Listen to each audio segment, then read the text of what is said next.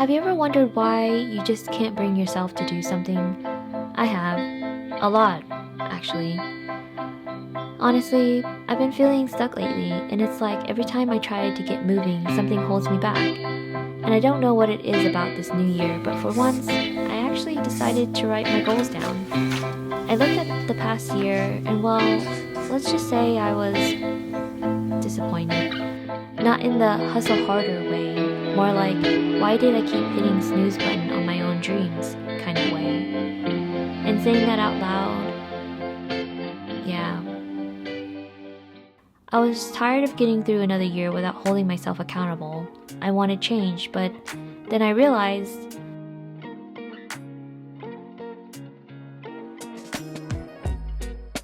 wanting it and actually doing something about it, yeah, that's two completely different things. Then I found the quarterly goal method. It's a strategy that actually most businesses use, and I thought, well, why can't I try that for myself? It forced me to break down my big goals into smaller, more manageable steps. It was like a little reminder to check in with myself before I let another year slip away. But here's the thing, I wasn't stuck because my goals were too big.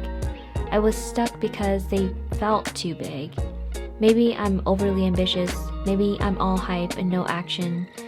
And in this case, it was all script and no plan for filming. But when a goal seems overwhelming, the easiest thing to do is to put it off. And trust me, I was really good at putting things off. If I could choose between doom scrolling or working on a script, 10 out of 10 times, I would go for the doom scrolling. I tell myself I need inspiration, but in reality, I was just avoiding the hard stuff. And while I was admiring other people's work, I wasn't making my own. I was stuck in a cycle of consuming instead of creating, and the worst part, at the end of the day, I was no closer to my goal than I was at the beginning of the year. If you're feeling stuck like I was, here's what I'd suggest. Stop obsessing over the finish line. Just start moving. Because progress isn't about giant leaps. It's about the small, unglamorous reps showing up when no one's watching, when there's no instant reward, when doubt is louder than motivation. Because the only way out of feeling stuck is through the discomfort, through the resistance, through the moments when your mind tells you it's easier to wait, to scroll, to try again later. But later never comes. The only way forward is to step into the work, messy and imperfect, before you feel ready. Because the only way out is through.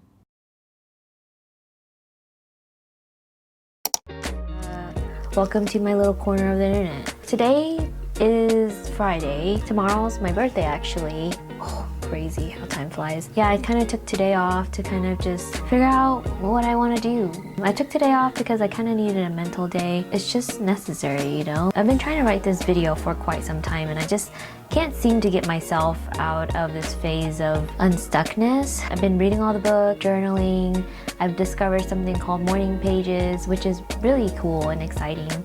But it does require a lot of work. Like, I don't know if you guys have ever done morning pages before, but so it's just like an endless conscious stream of thoughts. It does hurt my hand a little bit because they do ask you to write 3 full pages of thought that comes out. The other day as I was cleaning up my bedroom, I came across like a stack of notebooks that I've had for like a really long time. And I was looking back through it, saw a couple of to-do lists or goals for, you know, the year. It was like, oh my God, like 2016, 2017 or something like that. And one of my goals back then was to start a YouTube channel. Talking to a camera and coming up with ideas, executing, oh my gosh, has been so tough for me. I just don't know how sustainable it is. So I'm just trying to figure out a system that works for me in terms of like my YouTube schedule. Yeah, there's just a lot, and you would think that I would, you know, need to really pare down on some things because I can't be functioning like this, right? That's one of the reasons why a lot of YouTubers kind of quit, or they've just stopped making videos because they were burnt out. And obviously I don't want to get to that point where I burn out. I still want this to be my outlet, something I kind of come to when I feel like, I don't know, just a sense like to make something is kind of like what I crave. So I want it to be fun and creative and just like a place to allow me to express myself. Anyways, I'm hoping to get better at this whole talking to a camera thing. So if you guys have any suggestions on that, let me know. But it's really tough because usually when you're having a conversation with somebody, like you can read the other person's like maybe tone or like hear their tone or like read their body image. But like I really have nothing here. Like it's just the camera over here in front of me and everybody else on the other side of this camera.